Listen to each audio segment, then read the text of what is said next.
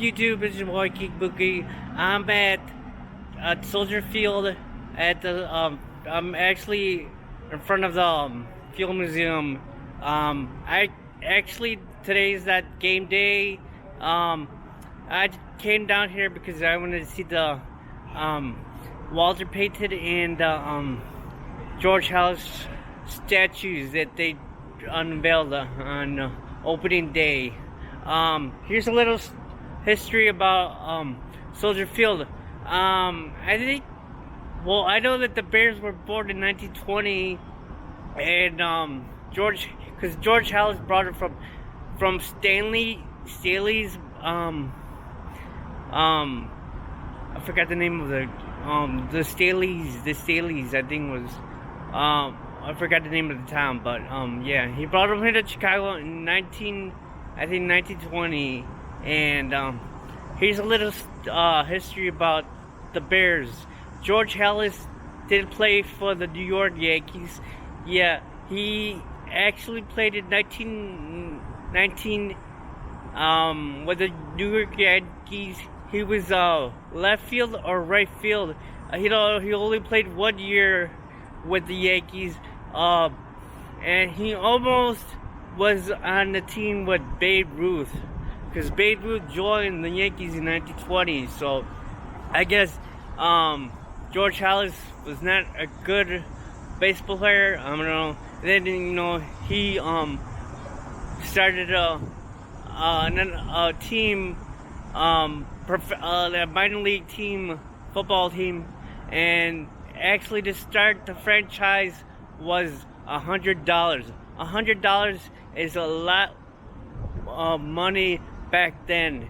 Back then in 1920s, $100 could probably take you really, really far. You think it is kind of ridiculous how much he paid for the franchise? $100, and some of these owners had to pay at least more than, I know that the Fords had to pay $4 million for the Detroit Lions. So imagine spending $100. We got a bargain, but you gotta think back in that day, 1920s, that the $100 went really, really far, and I think it would be valued like, I would be say over $1,000, maybe $1,000 or more. I don't know how much. You would probably could look up how far that money would have gone in 1920s. But yeah. So I just came down here to see this Walter Payton statues and his George Halas statue. So hope you like the video, and this is the tour. So if you're gonna come down here, you could take the you could take that to Roosevelt Street, get off there, walk down, and I know there's a bus that takes you to Soldier Field, right in front of the gate. So and then they're also like in the suburbs where I live, they have this thing where the Pace bus will take you directly from Schaumburg to Soldier Field. It's $4 each way, but yeah, this is very, and I know some of the roads are like closed because of opening thing, but opening, so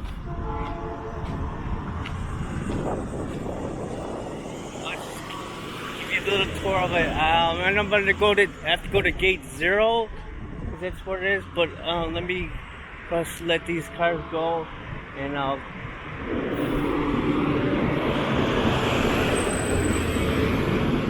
it's hot out here, man. And it's September. It's like 80 degrees. I think that's what I heard. It's supposed to be 80 degrees. But so yeah, let's cross the street. So on game day, everybody's gonna be coming down here. As you come through this gate, they have it where you can bring bags. You have to buy this clear bags. I guess they have them at the Soldier Field store, because there's a store. It's connected to the Soldier Field. So, but yeah. Let's see, I'm going through here. The Soldier Field was, because of the fallen soldiers. So here it is. Dedicated defenders of liberty, Soldier Field. Here's another monument. I don't know what this is. This looks like Special Olympics. I don't know. Because I think Special Olympics was hosted here at Soldier Field back in the day. Because we had a lot of things, a lot of events going on there. I remember that back in the day, they had actually you know what, those ski jumps?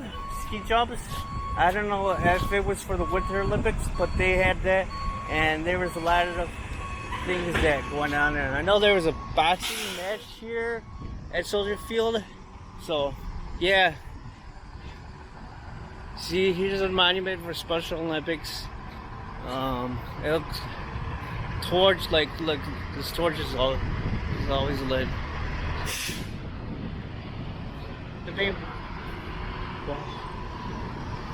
There's a gate, but I know the gate's not open. But I know that they have some monument stuff or that on the wall. So.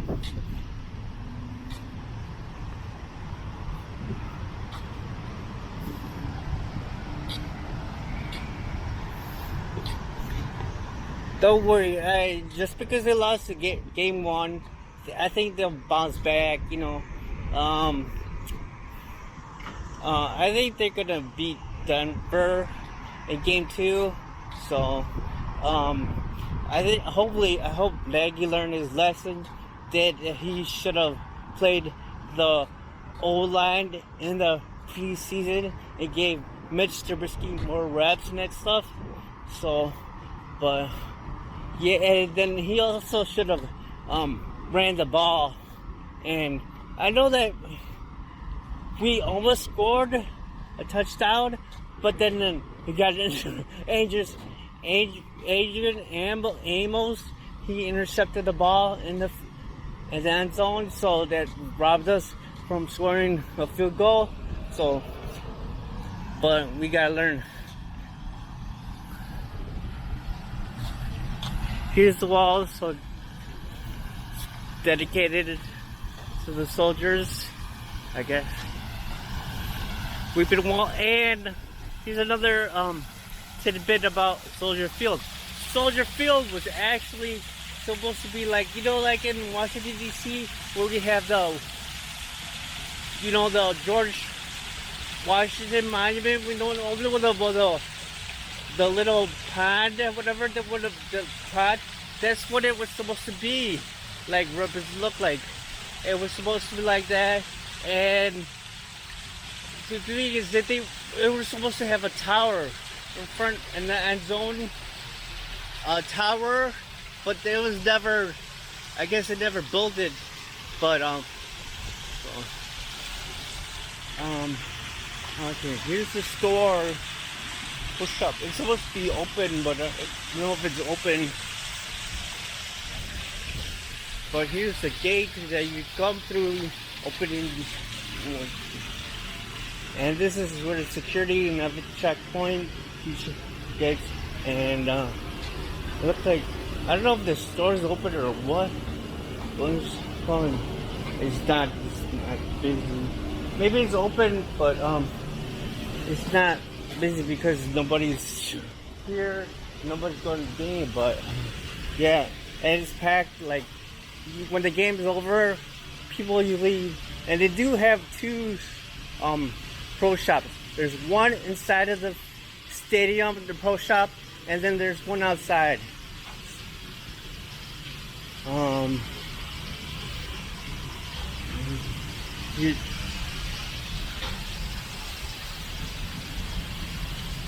That's Field Museum. You should definitely check it out. This is I know that it's free for residents of Illinois until like November or something. Only on Wednesdays, but yeah, and then that so and then everything's in Chicago. You could go.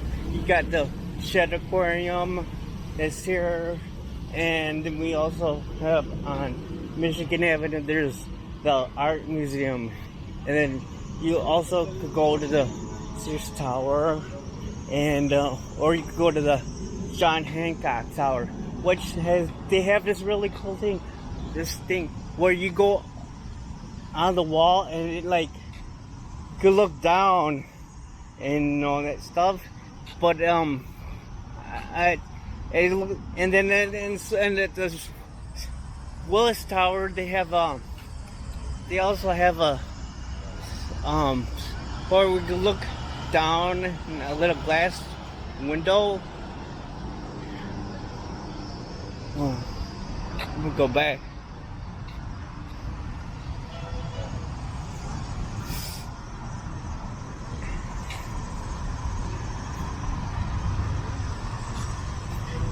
It's very quiet, it's dumb. But usually when it's game day, it's usually packed as hell.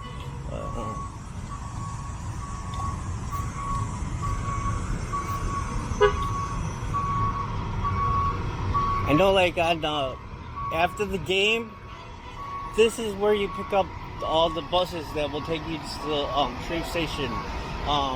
They're all lined up.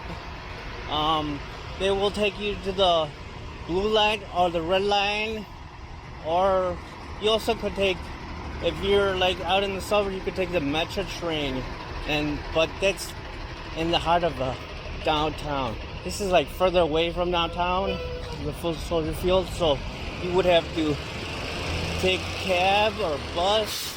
You could walk, but it's a long way, so, but yeah.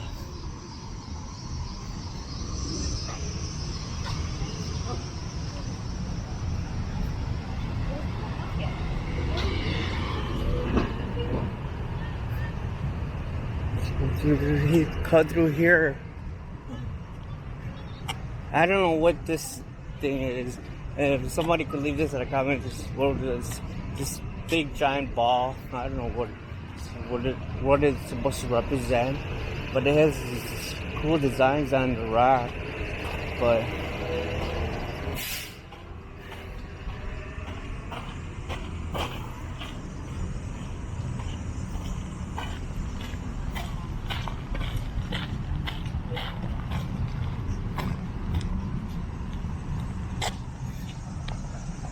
I know that at Soldier Field they still kept the columns. You know, they did that. The columns are still there because I remember back in the day they used to. And then I don't know what happened with the Wiston scoreboard. Remember back in that day? I don't know. I would like to know where it went, but maybe he's in a museum or something, or maybe he's in Canton, Ohio, at the Museum of Football Hall of Fame, maybe.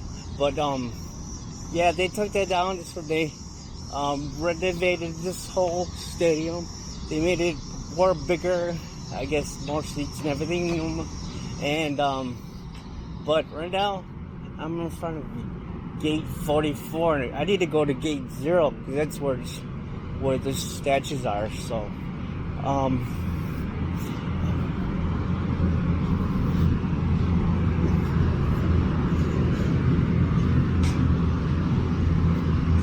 I remember back in the day, I also attended once Walter Payton, you know, when he passed away, he had his memorial here at Soldier Field. I remember going to that, going there, so it was fun. And I also have memory of Walter Payton. You know, he used to coach basketball, and in my high school, Halifax Estates High School, he volunteered because it was closer to his house in Barrington. Was on his way because I know that he owned a couple of restaurants out there in the suburbs, Studebakers and Confetti's. I know the Studebakers is now like a Comcast store, but yeah, it's actually right next to the DMV in Schaumburg, Illinois. So and then they also put a Ross there, and they changed a lot. So, but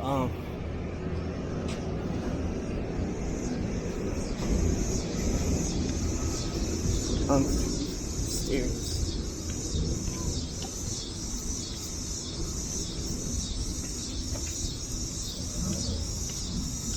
I remember back a couple of years ago, they had Spring Awakening. It's a music festival, you know, for electronic music. They decided to move, so now they're out in the suburbs. So it's a music festival, like in, I think it was like in June, it is, but I don't know why they moved to here. There was a story that somebody actually climbed a tower, one of those speaker towers, and actually he fell and he broke his neck and died. So, but I don't know what.